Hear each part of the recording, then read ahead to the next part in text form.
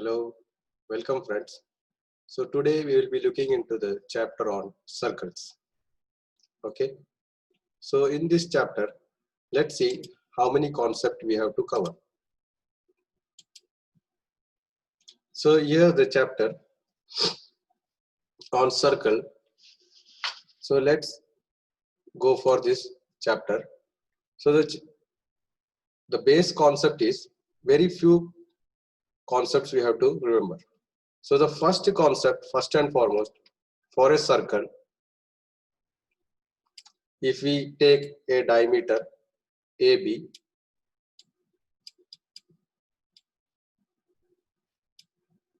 and you try to draw the triangle out of it. So let me start drawing the triangle. So one triangle, so this is your center, say O, and I draw a triangle. I just join this triangle like this. It will be something like this. And I draw another triangle which meets the circle this way. All right. And I draw one more triangle which is going out of the circle this way. From the figure itself, you can easily make out that each angle, so this angle is and should be 90 degrees. The point which is on the circle, the triangle will have a 90 degree. This is the property of the circle and this triangle. And any angle inside the circle of a triangle will be greater than 90 degree. That is, this will be obtuse angle. That is greater than 90 degree. Okay. And this will be outside, a point outside the circle. The angle will be very clearly less than 90 degree. You call it as acute angle. So this is greater than 90 degree. And this one is less than 90 degree. All right. So this is the first concept. The next concept is about the chords. Let's see what happens with the chords. So if there is a circle, another circle, I just draw another circle, and there is one chord. So this is your center, let's say O, and you have your diameter AB, same. And now we draw one chord. So the chord is here, called as CD. So this line is called as your chord.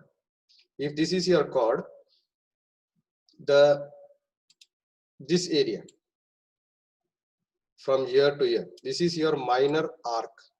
This is your minor arc CD, minor arc CD.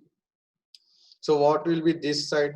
Straight on the other side, it is very clear. From here to the other side, it is from here to here until the CD itself. But this is called as your major arc. This is your major arc. So this is about the chord, and the further properties we will see. What happens is, so if you draw any angle from here to the center, and then any angle over to the circle this way, all right, and then one angle just to this point, that is, we just draw one angle here like this.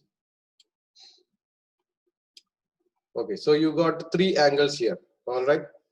So you get three angles here. So what is the relation? Let's see the relation between them.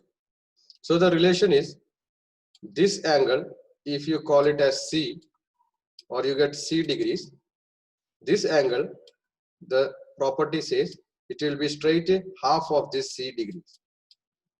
So the angle subtended to the center, if it is C degrees, then it will be straight half when it reaches when the point reaches on the circle. And this one, as you can see very clearly, is an obtuse angle, and the property says that it will be, I'll just write it here, 180 minus half degree, half C degrees. That is, this angle, that is, say this be P and this Q. So this angle P plus angle Q will be your supplementary angles. Angle P and angle Q will be your supplementary angles. So this is your relation here for these three angles. Now let's move to the circle and the quadrilateral portion. Circle and quadrilateral portion. This one, a easy concept, telling that if there is a circle, let same as your O, as your center, and there is one equilateral, there is a quadrilateral inside your circle, which touches all the points of this circle, touches the circle. So under this condition, if it touches like this, so you name this one A, B, C, D. The property tells that angle B plus angle D, the opposite angles, will be 180 degree. Similarly, angle C plus angle A will also be 180 degrees. This is the property of a quadrilateral, all of which all the vertices lie on the circle. This is the next property of a circle and quadrilateral. Coming to the last property which we have to deal in this level, that is, we take another circle. We have to deal with the two chord system. So this is your circle with the center O, and let's start drawing the two chords. So take any chord like this. Let this chord be CD, and there is another chord which is cutting it here like this. This, let it be AB, and the center be the point where it intersects, it be P. The property says that, and it is easy to prove that these two triangles, see these two triangles, this triangle and this triangle is similar. So from that you can tell that the property is PA multiplied by PB, that is this length multiplied by this length, is equal to PC multiplied by PD. This is the property of two chords when it intersect each other. Then the next property, if this chord, say this chord, now I draw one chord in straight in the, I'll take another board. Let's see, we draw this one.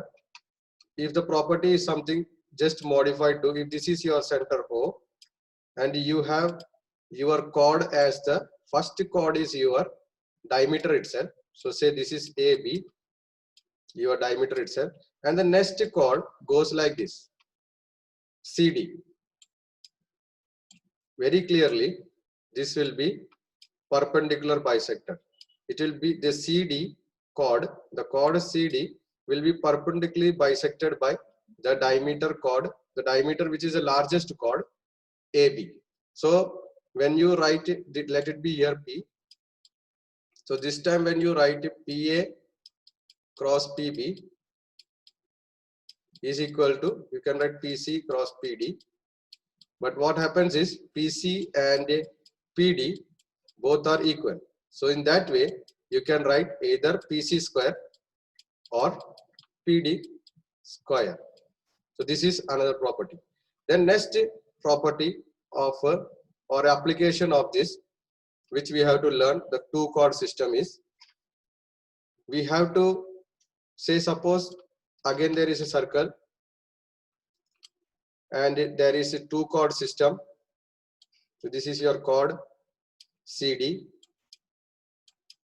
and the other chord is here P. This is AB.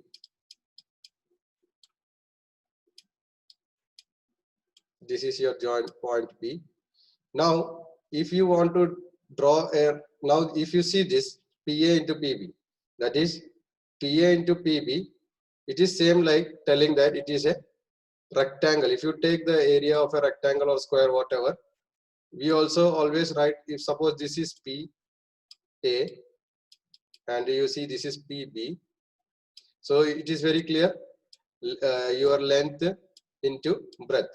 So this term actually can be your length into breadth. You can convert it into a rectangle. Okay, just I am showing one example with PA and PB as your sides. All right, so the same way you just have to convert this one, this diagram.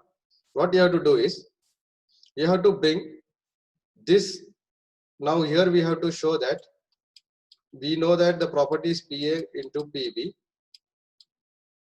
is equal to PC into PD.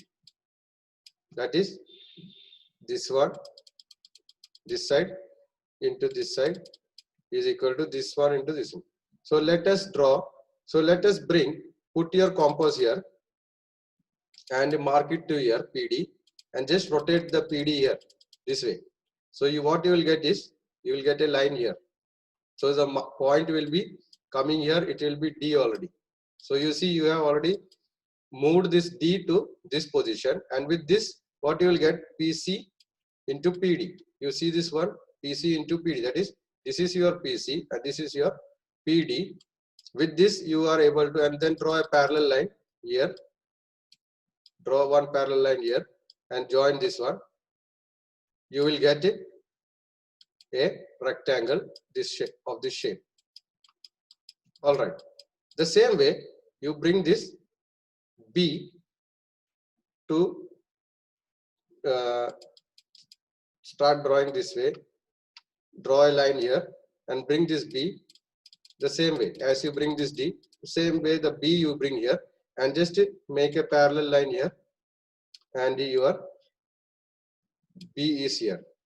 So you see you will get the same PA. You see the PA is here and PB is here. So this is your another square or a rectangle. These both are of equal size. So this is equal to your rectangle or square, both of the same area. You see the same area. All right. Okay. So like and subscribe, and this is the concept of your base circle.